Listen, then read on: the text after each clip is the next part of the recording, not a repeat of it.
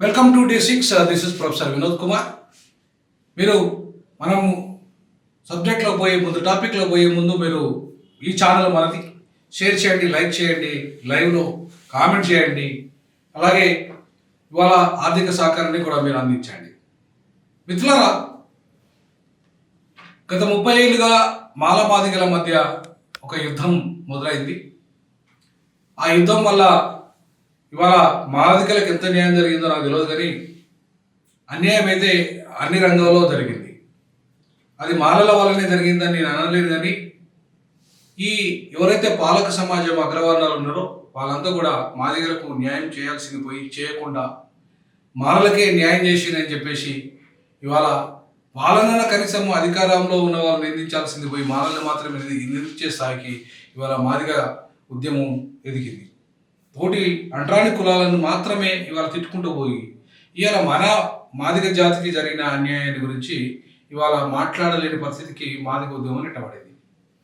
ఇవాళ నిన్నగాక మొన్న మనం చూసాము, ఆ జన్వాడ దగ్గర ఏదైతే తుక్కుగూడ స్కూలు ఒక ZPHS high school principal Ramulu, ఆయన మాదిగైన ఆయన ఇవాళ మొత్తంకి అక్కడ ఉన్న స్వాములు ఎవరైతే ఉన్నారో ఇవాళ ఆ స్వాములు కూడా, అయ్యప్ప స్వాములంతా కూడా ఆ చిన్న విద్యార్థిని ప్రశ్నించినందుకు, ఆయన మ్యాథమెటిక్స్లో ఆయన ఆయన ఆయన లెక్కల విషయంలో అడిగినందుకు దానికి నొచ్చుకున్న విద్యార్థి నన్ను కాలుతో దాన్ని నేను అబద్ధం ఆడి ఇవాళ ఆయనను కాలు మొక్కిపించుకొని ఆయనతో పాటు అందరి కాలు మొక్కాలని చెప్పేసి ఇవాళ ఒక మాదిగ ప్రధానోపాధ్యాయునికి అవమానం జరిగితే స్పందించని స్థితిలో మాదిగ జాతి ఉంది.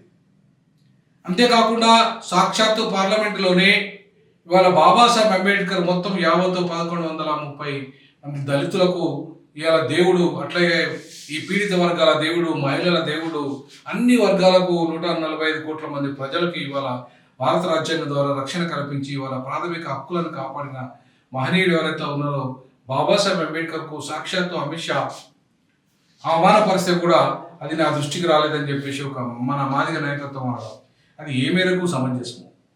అంతేకాకుండా మాదిగ మేధావులు కూడా ఇవాళ ఒకవైపు ఆలోచన చేయకుండా, ఒక నాయకత్వానికి మద్దతు చేయకుండా ఇవాళ న్యూట్రల్గా ఉండి మాదిగలకు జరుగుతున్న అన్యాయాన్ని శాస్త్రీయంగా పరిష్కరించడంలో ఎందుకు ఆలస్యం చేస్తున్నారు, ఎందుకు ఇవాళ భయపడుతున్నారు?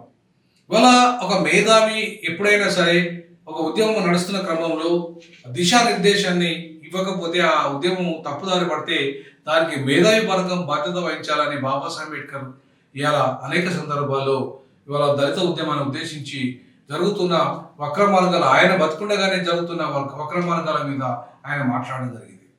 అంటే ఇవాళ దళితుల విషయంలోనైనా, మాదిగల విషయంలో అయినా, లేదంటే ఇతర ఉద్యమాల విషయంలోనైనా మేధావులు ఎవరైనా ఉంటే వాళ్ళు సరైన దిశానిర్దేశాన్ని ఇవ్వాలి, కానీ ఒకరిని మాలల్ని విలన్లని చెప్పేసి ఒక బీసీ మేధావులు మాట్లాడడం అనేది ఇంతవరకు కరెక్ట్ అనేది ఇవాళ మనం గమనించాల్సింది.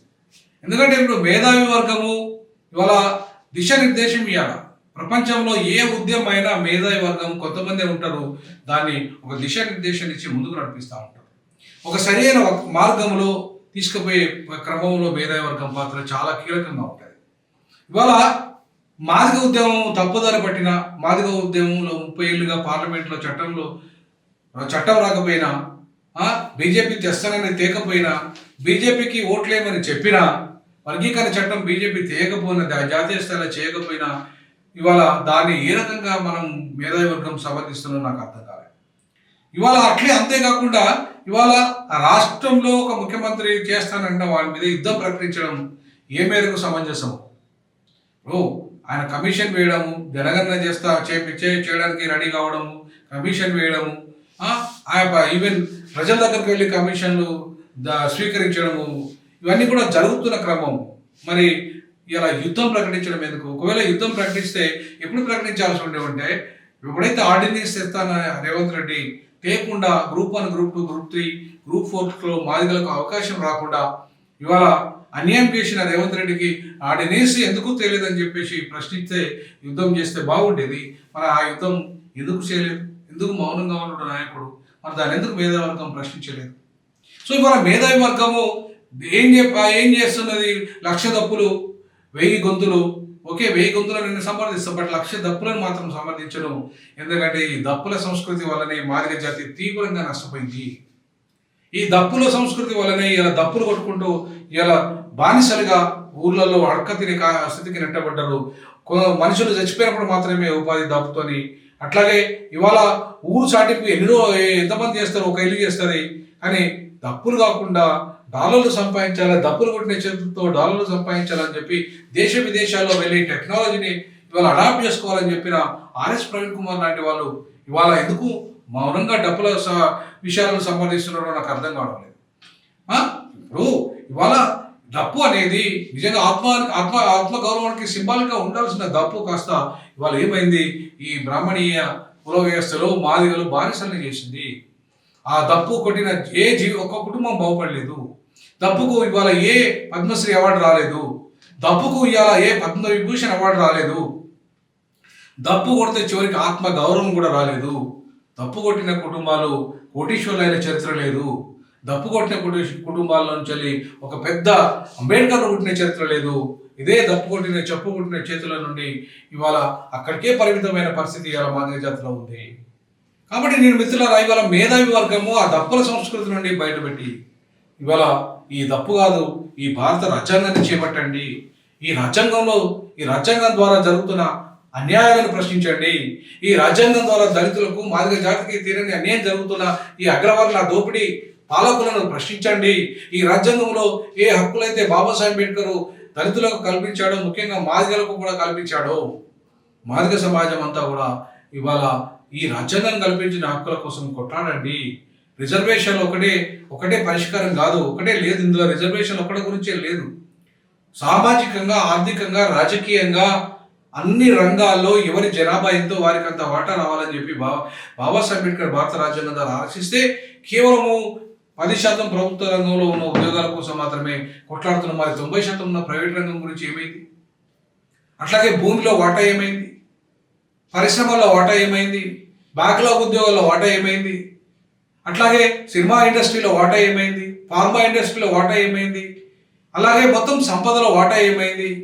అలాగే కాంట్రాక్ట్లో వాటా ఏమైంది? మరి వీటన్నిటిలో వాటా రావాలి కదా. 30 ఏళ్ళుగా వాటా రాలేదు కదా. మాదిగలు కొట్లాడుకునే సరిపోయింది కదా. మరి దాన్ని మాదిగ మేధావి వర్గం ఏ రకంగా సమర్థిస్తుంది? దానికి పరిష్కారము మాలల్ని నిందించడమేనా? మరి సరి అయిన దిశానిర్దేశాన్ని ఇవ్వాల్సిన మేధావి వర్గము మా నాయకత్వం తప్పు చేస్తే ఎందుకు ప్రశ్నించట్లేదు? సో కాబట్టి ఇవాళ ఏ సంఘాలు పెట్టుకున్నా మాదిగ సంఘాలన్నీ కూడా ఇవాళ మాదిగలకు లోన్లు రాకుండా, మాదిగలకు తిండి లేకుండా, మాదిగలకు సరైన ఉపాధి లేకుండా, మాదిగలకు సరి అయిన ఉద్యోగ అవకాశాలు లేకుండా, మాదిగలకు ప్రైవేట్ రంగంలో అవకాశం లేకుండా, మాదిగలకు తీరని అన్యాయం అన్ని రంగాల్లో జరుగుతూ ఉంటే 30 ఏళ్ళుగా కేవలము ఈ అంశమని, ఆ అంశమని, లేకపోతే ఇంకా కరెక్ట్గా సమగ్రంగా మాదిగలకు డెవలప్ కావాల్సిన కార్పొరేషన్ అడగలేదు, మాదిగలకు సపరేట్గా ఒక విశ్వవిద్యాలయం అడగలేదు, మాదిగలకు సపరేట్గా ఒక ఐటీ ఇండస్ట్రీ అడగలేదు, మాదిగలకు సపరేట్గా అన్ని రంగాల్లో వాటా అడగలేదు. కేవలం రిజర్వేషన్ల వర్గీకరణ పేరు మీద మాలల్ని మాత్రమే టార్గెట్ చేస్తూ ఇలా మాలలు పూర్తిగా దొంగలు అన్నట్టుగా, మాలలు పూర్తిగా పాలక సమాజం తొత్తులుగా అన్నట్టుగా పూర్తిగా మొత్తం దోచేసిందన్నట్టుగా ఆంధ్ర మాలలు కానీ, ఆంధ్ర మాదిగలు కానీ, ఆంధ్ర ఉపకులాలు కానీ వాళ్ళు కదా దోచేసింది తెలంగాణ మాదిగలను ఉపకులాలని. ఈ అంశాన్ని మేధావి వర్గం ఎందుకు ఇవాళ ఆలోచన చేయడం లేదు? మేధావి వర్గము ఈ దిశగా ఒక చర్చ ఎందుకు పెట్టిన వాళ్ళని ఎందుకు మాదిగ ద్రోహులుగా ముద్ర వేస్తున్నది? పెట్టిన వాళ్ళను ఎందుకు కేవలం ఒక నాయకునికి ఏదో ద్రోహం చేసినట్టుగా మాట్లాడుతుంది? 100% మాదిగలుగా చెప్పుకుంటున్నాం ఇలా. కారణము మందకృష్ణ ఆయన. కానీ ఒక మాదిగా చెప్పుకున్నంత మాత్రాన ఆత్మగౌరవం వచ్చినట్టేనా మనకు? మాదిగా అని చెప్పుకున్నంత మాత్రాన ఇల్లు రాయిస్తారా? మాదిగా అని చెప్పుకున్నంత మాత్రాన మన కులం అంటరానితనం పోతుందా? మాదిగా అని చెప్పుకున్నంత మాత్రాన మన వివక్షత పోతుందా? మాదిగా అని చెప్పుకున్నంత మాత్రాన ఇలా మొత్తం అభివృద్ధి అయిపోతామా మనం? కాబట్టి ఏ సమాజం అయితే గర్వంగా ఇవాళ రెట్లు, వెలమలు, కమ్మలుగా చెప్పుకుంటున్నారు, ఒక వర్ణ వ్యవస్థ, ఒక కుల వ్యవస్థ వాళ్ళకు హోదా ఇచ్చిందో, ఆ హోదా ఇవాళ తిరిగి మనకు రావాలంటే మనము అధికారికంగా ఆ అధికారంలో వాటా లభించాలి, మనకు ఆ ఆర్థిక రంగంలో వాటా లభించాలి. ఆత్మగౌరవంగా మనం బతికినప్పుడు మాత్రమే, ఆ స్థితి మనకు వచ్చినప్పుడు మాత్రమే మనం ఇవాళ ఆ రకంగా ముందుకెళ్ళే అవకాశం ఉంటుంది. అంతే తప్ప కేవలం మాదిగాని చెప్పుకున్నంత మాత్రాన ఇవాళ ఒరిగేదే లేదు. కులం పునాదుల మీద ఒక నీతిని కానీ ఒక జాతిని కానీ నిర్మించలేమన్న బాబాసాహెబ్ అంబేద్కర్ ఆలోచన విధానం ఏదైతే ఉందో మరి దాన్ని మాదిగ జాతి ఓన్ చేసుకోవద్దా? మాదిగ జాతి ఇవాళ ప్రపంచాన్ని, భారతదేశాన్ని, ఈ రాష్ట్రాన్ని ఏలద్దా? ఇవాళ సుమారు కోటి మంది ఉన్న మాదిగలు ముఖ్యమంత్రికి అయ్యే అర్హత సాధించద్దా? ఆ దిశగా నిర్దేశాన్ని ఇవాళ మాదిగ మేధావర్గం ఇయ్యద్దా? మరి ఇవ్వకుండా కేవలము ఇవాళ దప్పులు కొట్టుకున్నంత మాత్రాన, 1,00,000 దప్పులు కొట్టినంత మాత్రాన, ఇది ఒక ప్రపంచ రికార్డు అయినంత మాత్రాన మాదిగ జీవితంలో మారుతాయా? ప్రపంచ రికార్డు 1,00,000 దప్పులు కొట్టినంత మాత్రాన, ప్రపంచం విన్నంత మాత్రాన రోహిత్ వేముల పరిస్థితి ఏమైంది? ప్రపంచమంతా మాట్లాడింది కదా రోహిత్ వేముల విషయంలో. ఇంతవరకు చివరికి రోహిత్ వేములకు న్యాయం ఎందుకు జరగలేదు? ఎందుకు జరగలేదు? రోహిత్ వేములకి న్యాయం జరగకపో ఈ రోజు వరకు కూడా చట్టం రాలేదు రోహిత్ వేముల పేరు మీద. కాంగ్రెస్ కూడా అధికారంలో ఉంది కదా. రోహిత్ వేముల సంఘటన జరిగిన తర్వాత కూడా కాంగ్రెస్ అధికారంలో ఉంది రాష్ట్రంలో. ఇప్పుడు అధికారంలో ఉంది. రోహిత్ వేముల చట్టం ఎందుకు చేస్తున్నారు? మీరు కుల వివక్షత పేరు మీద రాహుల్ గాంధీ గారు ఇవాళ దుర్మార్గంగా తెలంగాణ విశ్వవిద్యాలయంలో కులగణన చేస్తున్న రాహుల్ గాంధీ గారు రోహిత్ వేముల పేరు మీద ఇవాళ ఎందుకు కుల వివక్షతను అంతం చేస్తూ ఒక రాష్ట్రం స్థాయిలో చట్టం చేయట్లేదు? రాష్ట్ర విశ్వవిద్యాలయాల్లో చట్టము రూపొందించట్లేదు. ఎందుకంటే రెడ్లు అధికారంలో ఉన్నారు కాబట్టి, ఎందుకంటే అగ్రవర్ణాలు అధికారంలో ఉన్నారు కాబట్టి, వాళ్ళు ఇవాళ ఏ పార్టీలో ఉన్నా వాళ్ళ ఒక ఆధిపత్యం అన్ని రంగాల్లో ఉన్నది కాబట్టి, ఇవాళ మనకు అన్యాయం జరిగితే వాళ్ళు మాట్లాడరు కాబట్టి, మనకు అన్యాయం జరిగితే మాట్లాడాల్సింది మనమే. మనతో పాటు ఇంకా మిగతా 58 ఇక్కడ తెలంగాణలో ఉన్న అంటరాని కులాలు వాళ్ళు మాత్రమే మాట్లాడతారు. కాబట్టి వాళ్ళని దూరం చేసుకోవడం అనేది సరైన విధానం కాదు. మాదిగలు రాజకీయ అధికారము ఎట్లా సాధ్యమైతే వాళ్ళ దూరం అయితే ఎట్లా ఐక్యంగా మిగతా హక్కులు సాధించుకోగలుగుతాం? కాబట్టి ఇవాళ బీసీ మేధావులారా, మీరు ఇవాళ బీసీలకి తీరని అన్యాయం చేసిన రేవంత్ రెడ్డి అంటే రెడ్డి వర్గము వాళ్ళ మీద ఎందుకు యుద్ధం చేయకుండా మీరు మౌనంగా ఉన్నారు? ఉమ్మడి ఆంధ్రప్రదేశ్లో ఒకరు కూడా బీసీలు ముఖ్యమంత్రి కావాలి, మీ బీసీ మేధావర్గం దాని మీద బలంగా ఎందుకు కొట్లాడలేదు? నాలాంటి వాడు 3 లక్షల ఉద్యోగాన్ని మానేసి 7 ఏళ్ళ ఉద్యోగాన్ని మానేసి బీసీ ముఖ్యమంత్రి కోసం ముందుకు వస్తే మీరు ఎందుకు సపోర్ట్ చేయలేదు? మీరు ఎందుకు ఆ అంశాలు మాట్లాడలేదు? మరి వాళ్ళ కేవలం వర్గీకరణకు సంఘీభావం తెలిపినంత మాత్రాన బీసీలు అది మొత్తం వర్గీకరణ సమస్య పరిష్కారం అవుతుందా? వర్గీకరణ సమస్య పరిష్కారం కావాలంటే ఇవాళ ముఖ్యమంత్రిని గట్టిగా నిలదీసే పరిస్థితి ఉండాలి. ముఖ్యమంత్రి చేస్తా అంటున్నాడు, చేసి అని ఇవాళ కమిటీ వేసాడు, ఒక ఏకసభ్య కమిషన్ వేసాడు. ఆ కమిషన్ ఇవాళ నిర్ణయం తీసుకుంటుంది. నిర్ణయం తీసుకోకపోతే కదా యుద్ధం ప్రకటించాల్సింది. 30 ఏళ్ళుగా ఇవాళ ఎన్ని యుద్ధాలు చేసినావు? కనీసం పని చేసినప్పుడు ఎందుకు యుద్ధాలు చేయాలి? మన మేధావర్గం కూడా ఆ విషయాలు చెప్పాలి కదా రాష్ట్ర నాయకత్వానికి. కాబట్టి ఏ ఉద్యమం అయినా ఇవాళ మేధావి వర్గం ఇంత అన్యాయాలు జరుగుతుంటే మాదిగలకు ఒకవైపు ఇవాళ కాలుతో తంతున్నారు మాదిగలని, చదువుకున్న ఉపాధ్యాయుని కాలుతో తంతున్నారు, కాలు మొక్కించుకుంటున్నారు మాదిగలని. మాదిగలకు అడుగడుగున అన్యాయం జరుగుతుంది అన్ని రంగాల్లో. అడుగడుగున దుర్మార్గంగా అడక తింటున్నది ఇవాళ మాదిగ జాతి. మరి ఆ దాన్ని సరి చేయాల్సింది మేధావులైన ఎదిగిన ప్రొఫెసర్లు, డాక్టర్లు, ఐఏఎస్లు, ఐపీఎస్లు అయిన మేధావి వర్గం మీద బాధ్యత లేదా? ఈ మాదిగ జాతిని మేల్కొల్పి వాళ్ళను బాగు చేయాల్సిన బాధ్యత లేదా? ఇలా ఇన్ఫామ్ పేరు మీద కొంత మాదిగ మేధావులు మాదిగలో వాళ్ళ కొంత డెవలప్మెంట్ కోసం ఆంధ్రలో పనిచేస్తున్నారు. అదే విషయాన్ని తెలంగాణలో ఎందుకు జరగట్లేదు? మాదిగ మేధావర్గం ఎందుకు చేయట్లేదు?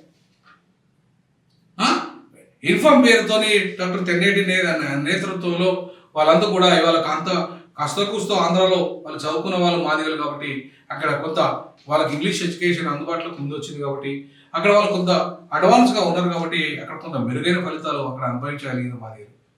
మరి తెలంగాణలోని మాదిగలకి అన్ని రంగాల్లో దుర్మార్గంగా అణచివేయబడ్డ ఈ మాదిగలు ఇక్కడికి వెళ్ళే నాయకత్వం వచ్చినప్పటికి కూడా, ఇక్కడే నాయకుడు ఉన్నప్పుడు కూడా సమస్య పరిష్కారం కాలేదు. తమిళనాడులో మాదిగలు నాయకత్వం లేకపోయినా తమిళనాడులో సమస్య పరిష్కారం అయింది.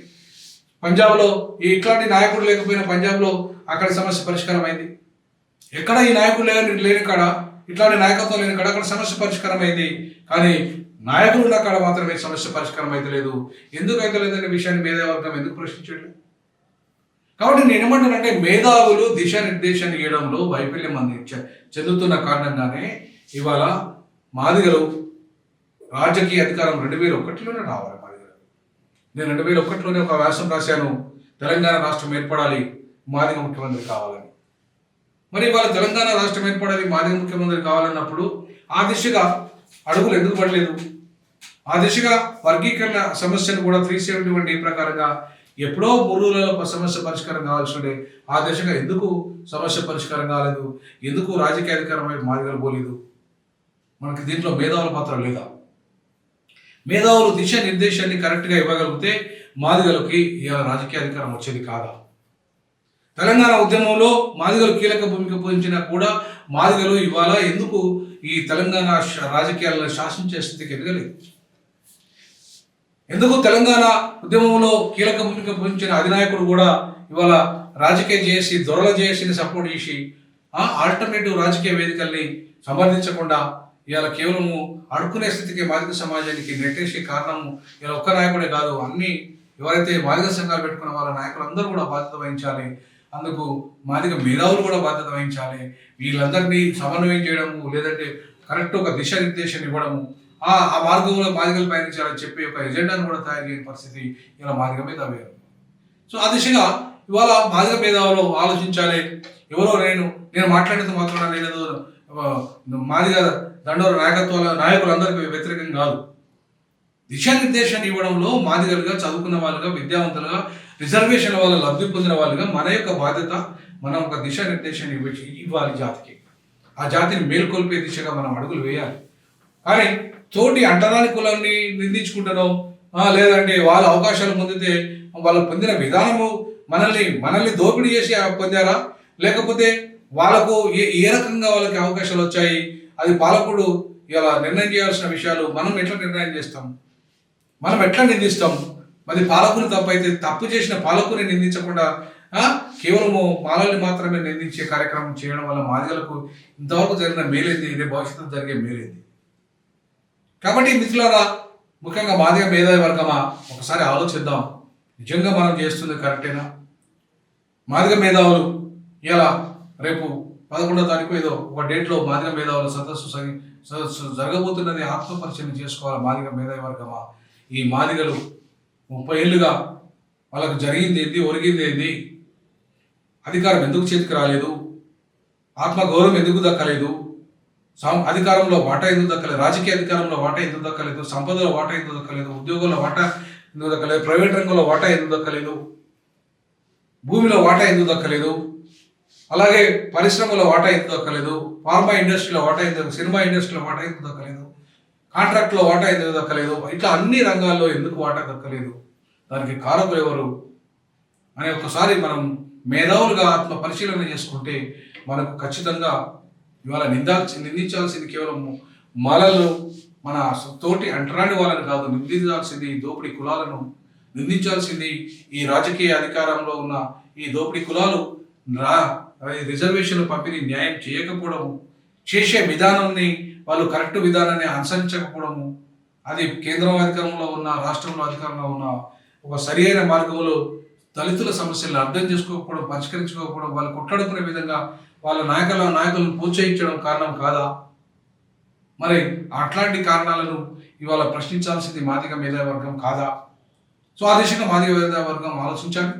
తప్పకుండా నేను ఏదో వాళ్ళని నిందించడానికి మాట్లాడతలేదు. మనం ఆత్మపరిశీలన చేసుకుని మన జాతిని మేల్కొల్పే దిశగా మనం మాదిగ మేధావులుగా ఈ బాధ్యత మన మీద ఉంది కాబట్టి ఆ దిశగా ఆలోచన చేయాలని మాత్రమే కోరుకుంటున్నా, విజ్ఞప్తి చేస్తున్నా. జై భీమ్, జై కాన్షీరామ్, జై మాదిగ, జై జై మాదిగ.